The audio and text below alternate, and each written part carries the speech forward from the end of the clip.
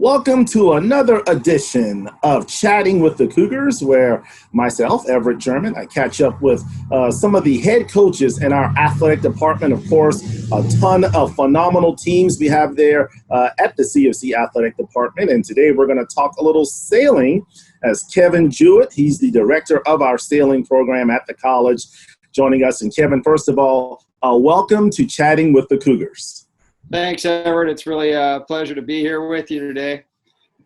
All right, well, Kev, let's talk a little bit about sailing. You know, as I just mentioned, a ton of positive, successful programs we have down at the College of Charleston. And I mean, arguably the most successful one is the sailing program. I know you're in your second year of being the director of the sailing program. I guess before we kind of get into the specifics of it, let's kind of talk about the program and just how proud you are of what all this program has accomplished over the past couple of years.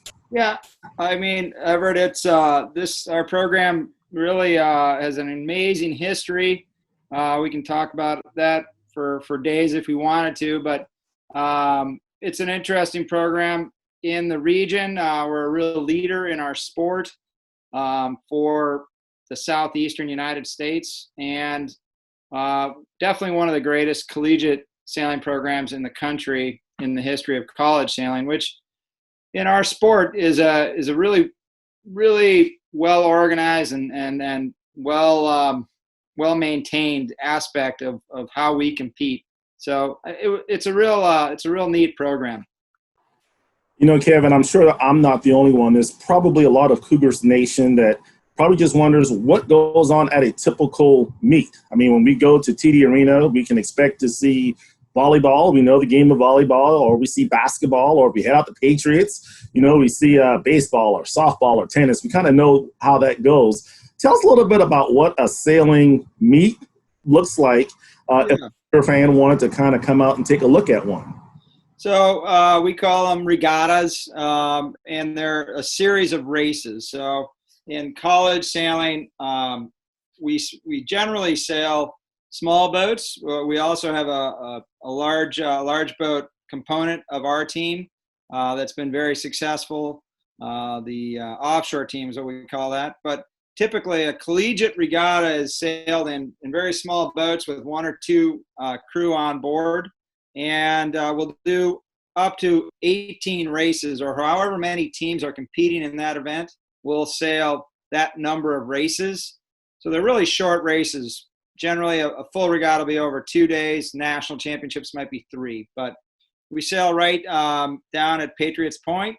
And depending on the wind direction, one of the things that is unique in sailing is that our field of play is determined by marks that we set in the water, but that field of play is changing all the time. So, you know, one of the unique aspects of sailing is, you know, on a basketball court, you know you're going to run, I don't know how long the court is, 110 feet one way and 60 the other way. I don't know. But those lines are set, and the floor has got a certain amount of bounce, you know, and you know that floor might be a little different here, a little different there. But when you're sailing, it'd be like the floor is always moving, and it might be flat, or it might be moving, and half of it might be moving this way and half of it's not moving as fast, you know. So the field of play is a very interesting thing for our athletes. You know, you talked about the proud tradition we have at the college in terms of our sailing program, and I know we've been blessed to have some All-Americans. You know, I'm sure if I were to go to, you know, Earl Grant or Chad Holbrook or, you know, any of our coaches and say, hey, you know, we have All-Americans on your team, they would be very pleased. Talk about some of the special players or sailors we have at the college and some of the All-Americans that really have put Charleston sailing on the map.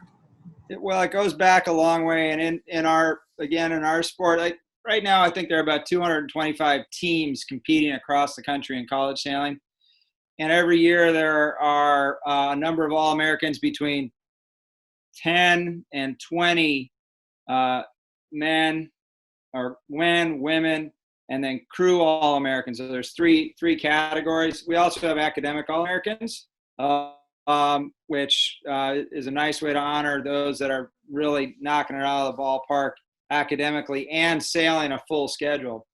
But our team has had second only to the Naval Academy, the most All-Americans in college sailing in history. So this year we had some really great honors for a couple seniors, actually 3 of our seniors. 2 were 3-time All-Americans. Katie Lounsbury, an All-American crew. She was a national champion 3 times at CofC, I believe. She won the team racing and COED dinghy championships. She won team racing twice, I believe. So really an amazing athlete for the college. Allie Topa was also a senior, and she was a 3-time women's All-American, and I think an honorable mention the year before that. So really a 4-time All-American in all 4 years of her competition for the college. So that's been pretty exciting. We have one more full All-American this year, Jack Brown, who's a junior. He's returning. And then we had 3 honorable mention All-Americans, Steve Lewick, who's a senior, Marion Williams, who's a junior returning next year, and Noelle Owens, who's an All-American crew honorable mention. So it was a good batch this year. I got to ask you, I know when, obviously baseball, basketball, or tennis, or soccer, or whatever, when they go out to recruit to look for student athletes, they're looking for a certain thing. Obviously, we know the qualities you have to excel, obviously, in other sports. But for sailing, Kevin, when you go to recruit, like, A, where do you go to recruit? And B, what are you looking for? What makes a person a collegiate sailor? Yeah, I mean, it's really like most other sports where the youth sailing in America is pretty well organized, and there are several main big events. There's one in the Orange Bowl Regatta down in Miami every winter. They actually have a college night where they invite coaches in, and it's a national, international event. Sailors come from South America and Europe, all over the world, really, to compete in that event. And so we're going to events like that, meeting sailors that are making their decisions as to where they want to go. And then, we're looking at stats from other events throughout the year. And high school sailing is also pretty organized, actually. And so we look at high school sailing results. And so last fall, there's one of our alumni, actually, Steve Hunt. He's one of the he's in the College of Charleston Hall of Fame after winning multiple world championships as a sailor and being one of our top skippers at the college in his day. He coaches a high school team in San Diego, and I went out and practiced with that team this fall. I got to know some of the sailors, talked about the college with them, and obviously Steve, being an alum, is a really good connection for that kind of recruiting. But I think it's pretty similar to other sports. The big difference for us is that college sailing decided years ago not to join the NCAA and not to allow scholarships, because they thought so few of the sports teams or programs across the country would actually provide get behind it financially, that we would narrow our field of play so much that we decided to kind of govern ourselves and not allow for scholarships. So that's one of the unique aspects of sailing. That was a good question, Coach, because I was going to ask you, how many college sailing teams, are there? Obviously, I'm thinking there's not probably many in the Midwest or in Big Ten country. You kind of have to be near water. But how many college sailing teams are there? I'm surprised. They did a study. They hired a group of consultants. The College Sailing, as an organization, hired some consultants. They were former athletic directors and people who worked within the NCAA. And we've been looking at going into the NCAA as a sport.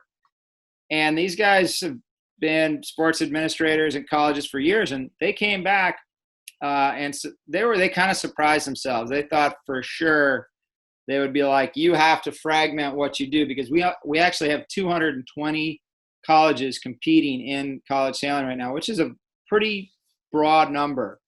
Of those, there are around 40 varsity programs that basically everything's paid for. The other, 180 are club teams that might have an endowment that provides them support. They go out, they fundraise for themselves. Some of them have coaches. Some of them basically run themselves. A lot of them run themselves, or they have volunteer coaching. But every once in a while, a couple really good sailors might end up at a smaller school like that, and all of a sudden they're relevant on the national scene. And the other thing is when we run events, so depends on the level of the event. If it's a real high level event, we'll have 18 varsity programs and everybody is gunning at it, and we have probably 2 or 3 events here that we host that are kind of like that every year. And then around the country, every weekend, we'll send 3 teams away when we're competing, because we'll send one to a local kind of regional event. We'll send maybe a women's team away, and we'll send one COED team to a national level event. That variety of level of competition makes college sailing pretty cool, in that people from a lot of different levels, whether we don't have strict divisions yet, that's coming, but we can actually compete at various levels for the people on our team that are at various levels of their development. So it makes for a good thing. These past couple of months, Coach, the COVID-19 has absolutely disrupted everything in terms of sports related. Slowly but surely, we're starting to kind of get back. But I got to ask you, Coach, how did the coronavirus, the COVID-19, how did that affect you this past season? And also, how do you anticipate it possibly affecting you going forward? Yeah, sailing as a sport, if you were going to pick a pretty ideal sport, it would be sailing through this COVID crisis. But we don't operate in a vacuum, right? And even our sport, where if we want to hold a regatta, we got to pull people together from various parts of the country and different schools. And so we are hoping, honestly, for a limited schedule. A lot of our competition, a lot of the best teams are in the Ivy League, actually. And they've canceled fall sports. And they were the first, large organization to cancel sports in the spring, too. So we saw things coming pretty early. It certainly was, it was fast, and it was very sad for us. There was just a void, just like all the kids that didn't have graduation ceremonies and for us, College of Charleston has been able to qualify for our national championship year in, year out for over 30, 40 years. And we have a very strong tradition there, and finishing with the college graduation and then going into 2 weeks of practice prior to our national championships, just like part of being on the team. And for our seniors, especially, who, with Allie Topo is a 3-time women's All-American. She was poised to be one of the really top players on the co-ed side and on the women's side. And, she gets a lot of press. Everybody works really, really hard. And,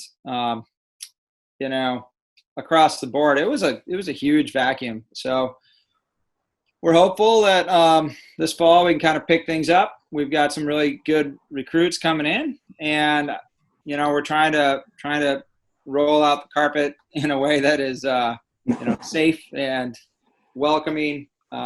So we're just hopeful that things settle down a little bit. Now, before we get to some of those recruits that are coming in, I want to ask you, Kevin, as a sailor, obviously I don't think there's a professional league for sailors. So is the next progression, would that just be trying to qualify for the Olympics? So the Olympics is really a pinnacle for sailing, for sure. There are a couple different avenues in sailing. The Olympics is probably from sort of like if you were to think of it this way, maybe a prerequisite for doing an Olympic campaign would be being an All-American. If you're an All-American, then it adds a lot of legitimacy to your effort if you're going to go try out for the Olympics. We call it campaigning. It's like running a political campaign. You end up having to fundraise. The team isn't so well funded at this point that you can just step on. If you're a really good sailor, they're just going to pay your way. But there is support there, and there are stepping stones. But yeah, beyond college sailing, there are a lot of professional sailors, believe it or not. It's something I used to do, actually. I used to go get paid to go sailing, and a lot of the guys at the All-American level, or some people, there's all sorts of professional sailors too. There's guys that, are really good at serving drinks while so-and-so is sailing. And then there are guys that know how to make sailboats go a lot faster than the average bear. And it's a lot of fun, actually. It's a small world, sailing is. So, for me, when I got into pro sailing, I jumped back into one of my first events as a pro, and there were 20 guys that I was friends with in college that were all in the parking lot, and we're all hanging out, getting our boats ready to go sailing. And it's a little fraternity, sorority kind of, you're back. So it's pretty cool. We don't like to push that avenue of professional endeavor on our students. We'd rather see them pay the professionals to go sailing and own the business, run the business, have a successful life in business or in other avenues than necessarily pursuing pro sailing. But it's an option. And that's funny, Kevin, because it just kind of hit me. So you were talking about how some guys know how to make a sailboat go faster. So I think back to the regattas. You talked about it's the wind and how to read the wind, and I'm assuming all of the boats are the same in terms of you can't have one that's bigger than the other. So right. What is the determining factor? Like, how do you win a regatta? Is it, kind of walk me through that. So college sailing races are roughly about 20 minutes, but they set a course and you got a round. So it's like let's say the wind's coming from up here. Okay. You put a buoy in the water up here, and you put a couple of motorboat and another buoy down here. The boats have to zigzag up against the wind to get to that first mark, and then they run back down. They go around a couple buoys, and they go back up, zigzag, zigzag, and then they come back down. Sometimes they finish down at the bottom. Sometimes they go back, finish up at the top. You do that. There's usually 2 divisions, so you do that 18 races in each division. However, what your finish result is per race is your points. So if you win every race, you get 18 points. You are unbeatable. That never happens. Okay. Or it shouldn't. I mean, it could, clearly, whatever. But then you're not in the right event if you got first in every race. But so you add up your points, and you've got a teammate. We've got A division and B division. You and your teammates' points get added up, and whoever's got the least points at the end of the event wins. All right, because I was wondering, okay, is it who can read the wind the best or make the adjustments? But so that helps me. There's no artistic points for anything. Tell us about some of these newbies that you got coming in, some newcomers that you're looking to add to what sounds like a very successful team that you already have in place for this upcoming year. Yeah, so I'll start with the one from further away that I feel somewhat responsible for. I went out to San Diego and sailed with Point Loma High School. And here comes my son this is one of my recruits here, actually. Charlie, you want to say? There you go. Is he a class of 2030, Kevin? 2035, maybe. Let's see. You were born in 2014. So I don't know. What is that? 2039, I guess. Yeah, something like that. I don't know. 32, I guess.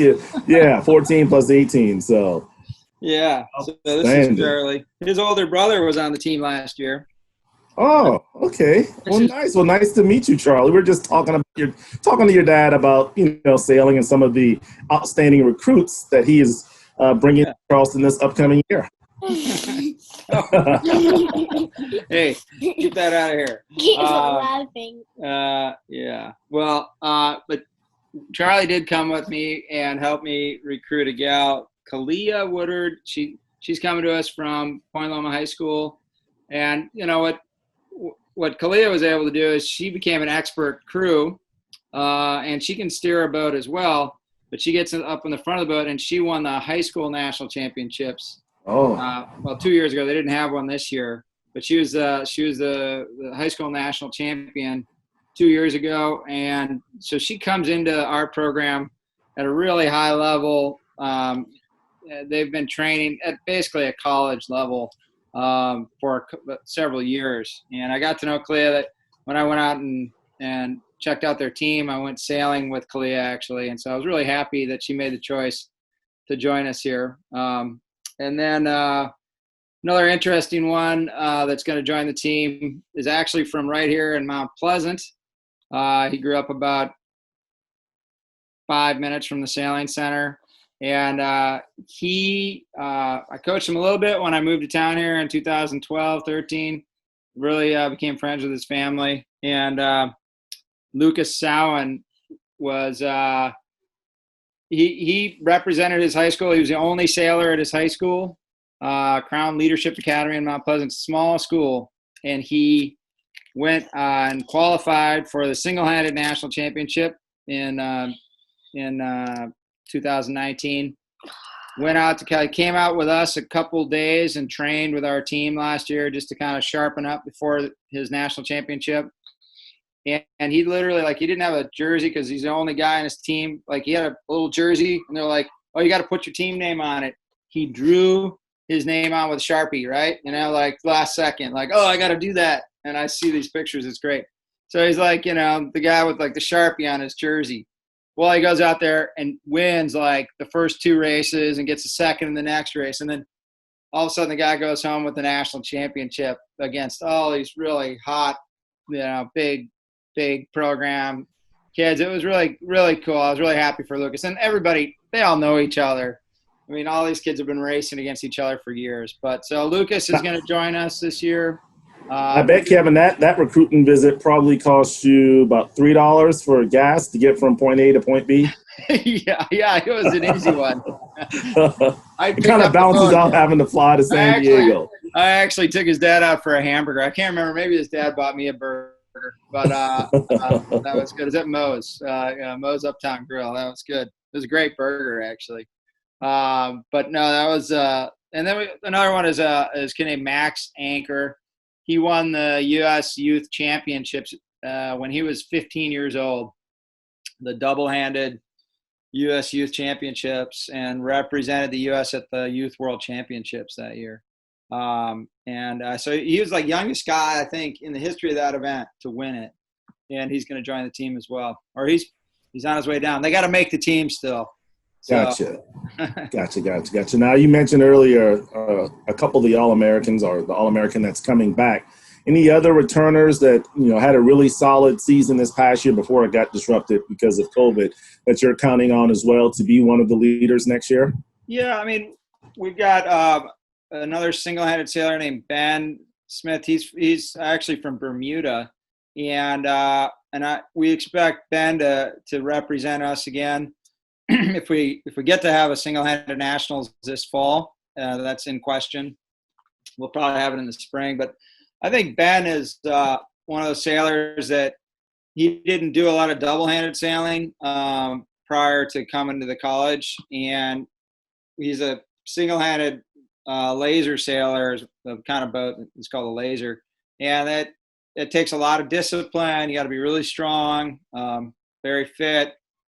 And but you're not always necessarily used to sailing with somebody else. And over the last couple of years, I've watched him sort of really kind of get a little more comfortable having a crew with him in the boat and working together. And I felt like, you know, he's sort of shown potential to be a player on the COED team on the dinghy side too. So that's one person.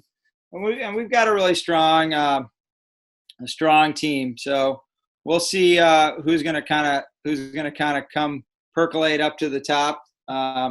We like to put them out there against each other and let them really race day in, day out at home in our local practices.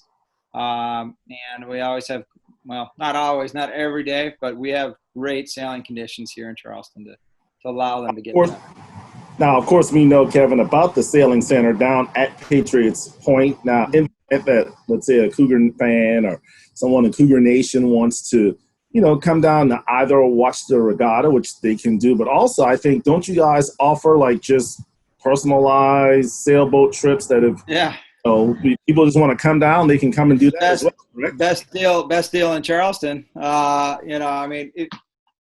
We have what's called the Sailing Association. We have a whole fleet of boats that are available to our association members. They're sailboats, so you got to learn how to sail. We offer adult lessons. We also offer PE classes to the kids at the college, and we have kids camps as well. So we do a kind of community sailing program, which is sort of the other half of what we do. We got the team, and we got our sailing association, and like for anybody who wants to learn to sail or come out and watch some of our racing, I mean, the best way to do that, honestly, would be to come join the association, and then you can take out those boats. They're available 5 days a week, and anytime from 10 a.m. until 6 p.m. in the summer, you go out and go sailing with a friend, and it breaks down to about $50 a month. So maybe it's too cheap, honestly, but we're trying to make sailing accessible,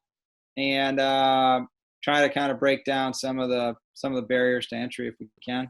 So, well, Kevin, when we live in Charleston, the sun sets about probably about 8:15, closer to 8:30. So I definitely, I could see if those hours were maybe extended a little later. I bet you probably could get a lot of business, because that's the one thing I see a lot is people on boats going out for sunset cruises.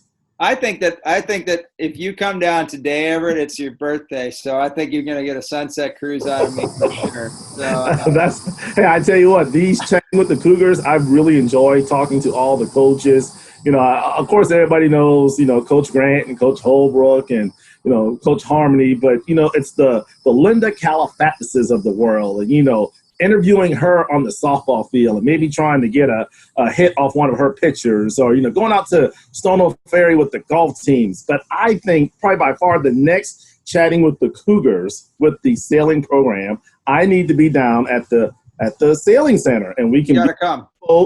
And we can tape it there. I can get an up-close personal view of the regatta. Probably can't do any play-by-play, Kev, because I don't know what I'm talking about when it comes to sailing. You can make it up. So I can help you there. But, we need to take this chatting with the Cougars to another level, and I think it starts with the sailing program. Let's do it. Sounds like a plan. All right. Well, Kevin, hey, man, I really appreciate you taking some time today and obviously educating me and all of Cougar Nation on the sailing program and just all the success that you guys have had and all Americans. And, again, best of luck, and looking forward to catching up with you guys, in the fall, in the spring, as we kind of get past all this COVID virus and then kind of get back to sports the way that it used to be. So I really appreciate it, Kevin. Well, thank you, Everett, and I really thank you for taking a moment out of your special day today to chat with little old me. Not a problem at all. That's Kevin Jewett, the Director of Sailing at the College of Charleston, joining us here on Chatting with the Cougars. And don't forget, if you need any information on the sailing program, you can always go to CofCsports.com. That's CofCsports.com, and click on the sailing tab, and you'll get all the information. And again, if you're looking to take sailing lessons, obviously with the kids maybe doing virtual learning, they will need some PE in their life. So maybe that's a good thing to do, is take them down to the sailing center and let Kevin and his crew kind of teach the little ones about sailing. Or if just you and your loved ones, spouse, friends, whatever, just want to learn about sailing, don't forget to head down to the sailing center. So a special thank you to Matt Creon with the Cougar Club for helping us today. And again, a special thank you to the coach for joining us here and talking sailing. So for the gang, I'm Everett German, and I say thanks for watching Chatting with the Cougars.